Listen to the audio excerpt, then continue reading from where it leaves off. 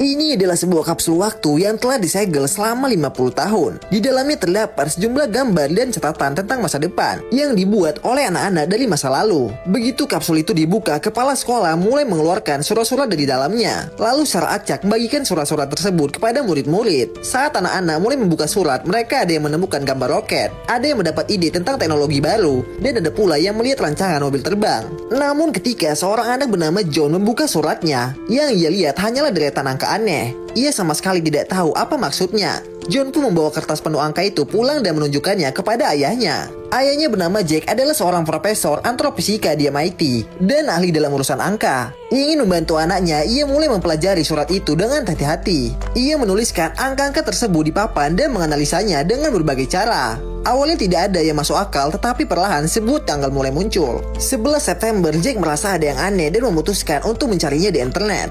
Saat melihat hasilnya, ia terkejut. 11 September 2001, hari serangan teroris yang mengguncang negara itu. Dan bukan hanya tanggalnya, bahkan jumlah korban tewas pada hari itu juga tertulis dengan angka yang persis sama. Bagaimana mungkin surat itu ditulis tahun 1959? Artinya seseorang sudah meramalkan peristiwa itu 50 tahun sebelumnya dengan ketepatan yang mengerikan.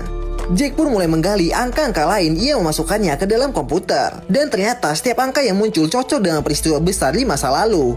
Gempa bumi dan bencana serangan semuanya akurat, termasuk jumlah korban jiwa. Siapapun penulis angka-angka itu, ia memiliki pemahaman yang sangat tepat tentang peristiwa-peristiwa besar di masa depan. Meski begitu, masih ada beberapa angka yang belum bisa dipahami Jack. Keesokan harinya, ia menceritakan semua ini kepada seorang rekannya di kampus. Ia bahkan memberi peringatan. Menurut catatan itu, insiden besar berikutnya hanya akan terjadi dalam 2 hari lagi dengan jumlah korban jiwa 71 orang. Namun rekannya menganggap Jack terlalu jauh berpikir. Ia menyuruhnya pulang dan beristirahat. Jack pun merasa kecewa dan pulang dengan diam. Di rumah ia menyalakan televisi dan memantau berita. Akhirnya hari yang tertulis di kertas itu tiba, namun seharian penuh tidak ada laporan insiden besar. Di luar sedang turun hujan, Jack pergi menjemput anaknya dari sekolah. Jalanan macet dan mobil-mobil bergerak sangat lambat. Ia menelpon rekannya dan berkata, mungkin aku memang terlalu memikirkan. Mungkin ini hanya sekumpulan angka.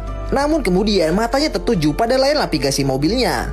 Di sana terlihat angka lintang dan bujur. Seketika ia teringat angka-angka lain dalam surat itu yang sebelumnya tidak ia pahami. Ia segera membandingkannya dan semuanya menjadi jelas. Angka-angka itu adalah koordinat geografis. Dan itu tepat di lokasi di mana ia terjebak macet. Artinya bencana hari ini akan terjadi di tempat itu juga. Lalu lintas padat, polisi pun tampak berjaga. Jack mencoba berbicara kepada salah satu petugas. Namun sebelum ia menjelaskan banyak hal, wajah polisi itu mendadak pucat tanpa sepatah kata. Ia langsung lari. Jack menoleh ke belakang dan saat itu juga bencana yang ia perkirakan benar-benar terjadi tepat di depan matanya.